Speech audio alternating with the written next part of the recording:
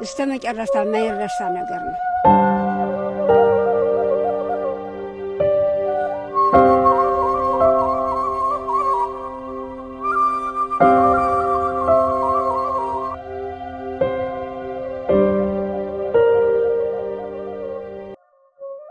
የማይሻር ጠባሳ፣ የማይረሳ ቁስል።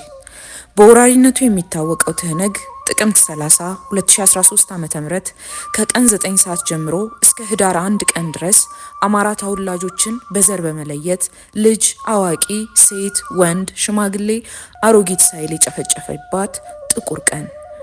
ፖሊሲ ቀርጾና በልዩነት አማራን የማጥፋት ዘመቻን በወረቀት አስፍሮ ለ50 ድፍን ዓመታት በወልቃይት ጠገዴ አካባቢ ከርስታቸው በማፈናቀልና የጅምላ እስር በማድረግ እንዲሁም አማራ በመሆናቸው ብቻ የፈጸመው በማይካድራ በግላጭ ጭፍጨፋን በማድረግ አረመኔነቱን ያሳየበት ዕለት ነበረች። በወቅቱ በአካባቢው የሚኖሩ ሰዎችን ማንነት ለመለየት መታወቂያ ካርድ በማየት የአማራ ተወላጆችን ብቻ በመለየትና ቀድሞ የትግራይ ተወላጆችን ከአካባቢው በማሸሽ እጅግ ዘግናኝ ጭፍጨፋን ብዙ ትውልዶች በማይረሱት ደረጃ አስቀምጦ አልፏል።